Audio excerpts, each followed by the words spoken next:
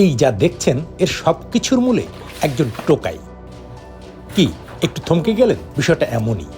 তখন এই ঢাকা শহরে একটা বাচ্চা এসে আমাকে বললো কি, জানটি আপনারা তো কাজ খুঁজ দিচ্ছেন, পাইতেছেন না, তা আপনারা কি মার্কেটে খাবার দিতে পারবেন? ওই টোকা ছেলের নাম ফারুক ছিল। তোর আমি কোন জায়গা? ওই এলিফেন্ট রোড। আমি কই কি আমি তো চিনছি না, তোর কাকারে নিয়ে যা। এই কাকারে নিয়ে গেল। এরপর তিনি বনে গেলেন খাদ্যমন্ত্রী। এলাকাবাসী তাকে এ নামেই চেনে। খাদ্যমন্ত্রী বাড়ি ওই বাসা চলেন পাক করি একলাই তো সব করি। এই লেগে আমি খাদ্যমন্ত্রী গেছি। খাদ্যমন্ত্রী কোনো পরিকল্পনা নেই ব্যবসার কোনো নাম, অথচ তিনি সংসার সামলেছেন, সন্তান মানুষ করেছেন, জমি কিনেছেন, বাড়ি কিনেছেন এই ব্যবসার টাকায়। 25 বছর ধরে ব্যবসা করি, ব্যবসার নাম দিতে পারিনি। কি ব্যবসার নাম দেবো? এই মানুষের খাওয়াই তো আজকে আমি একটা বাড়ি করছি, জায়গা জমি করছি, 2টা বাচ্চা বিয়ে দিছি। 3000 টাকা দিয়ে শুরু করে আজকে আমি মাসে 1 লাখ টাকার উপরে কামাই করি। সেই টোকাই ছেলেটিকে তিনি আজও স্মরণ করেন। ওই ছেলেটির অর্ডার আর পরামর্শে কিভাবে কি হয়ে গেল তা এখনো বিস্ময় তার কাছে। আল্লাহ ওরে পাঠাইছে না, ও আসবে কি জন্য, আর আমরাই বা এত দূরে আসবো কি জন্য? তো বাচ্চার বয়সে 12, 13, 14, প্রায় একটা নাই, প্রায় আমরা 15 বছর করছি সকাল নাস্তা। আমাকে রাতে ঘুম, আমাকে শরীর ক্লান্ত করে হালায়। অনেক সময় তাওয়ার পর রুটি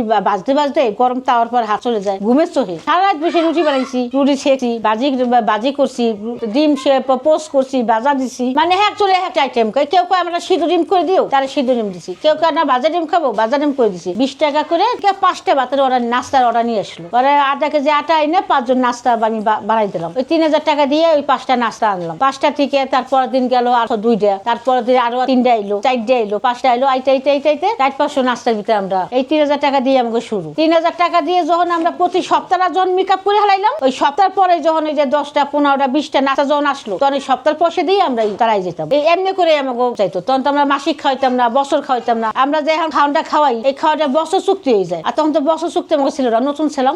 এই শুক্রবার খাইতো, বৃহস্পতিবার খাইতো, আরেক বৃহস্পতিবার আমাকে টাকা দিত। এই খাই আমরা আজ এত দূর আছি। অনেক মাসে পিং মেরে অনেক কথাই কইতো, কিন্তু আমার ওই দাদি শাশুড়ি আমার একদিন মানুষেরা কইছিল যে বউ নিয়ে পিক মানুষ, এই বউর পাক খাই একদিন মানুষের সুনাম কইব। এই বিড়ির লোকটার মনে দোয়া আছে দেখে আছে নাকি, আসলে আমার পাক খাইয়া আর কেউ সুনাম কোক না কোক, তোমার আঙ্কেল ডেলি 250 খাবার দিই, 250, 350 খালি সকালের দেয়। আর দুপুরেরটা 80 জন, 70 জন, 90 জন। আগে গরুর মাংস দিচ্ছি, আর গরুর মাংস দিতে পারি না, কারণ মাছজনরা টাকা পয়সা অনেক টাকা, পুরো 17 লাখ টাকা আটকে রাখছে। টাকা পয়সা ক্লিয়ার করে না, আমরাই পাই, লোক লাগে না। কর্মচারীরা টাকা মাইরে জায়গা, তারপরে কামের মহিলা গো একদিন করে তার পরের দিন হাতে ঘাও হয়ে যায়, এইটা হয় ওইটা হয়।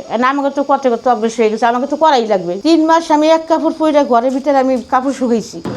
আমি যদি 1 ঘন্টা একটু অসুস্থ হয়ে যাই, তাহলে ব্যবসা লাগলেই যায়, কারণ বাচ্চারা বোঝে না কিছু। আনন্দ বিষয় এক জায়গায় যে যখন টাকা পয়সা নিয়ে এসে টাকা পয়সা পাই, যে আমি 1 লাখ টাকা দিছে, তো নিজে গেছে ভালো লাগে। আবার যদি শুনি যে এত টাকা আটকে গেছে মার্কেটে, তো নিজে গেছে খারাপ লাগে। কষ্ট করে খাইলাম, হাসি খুশি থাকলে দেখো ভিতর মনটাও ভালো। আর অনেক টেনশন নিয়ে যদি কোনো কাম করো তো ভালো লাগে না। আমি সবসময় বেশিরভাগ হাসি খুশি নিয়ে কাম কাজ করি, কারণ আমার ভিতরে কোনো কুসবা, কোনো মানুষের কোনো দুঃখ আপনি কিছু বোঝেন, সব জিনিসই আনন্দ লাগে। আর আমার পাকে সুনাম আমি নিজেই করি। আজকে আমার পাকে সুনাম তোমরাও করবা।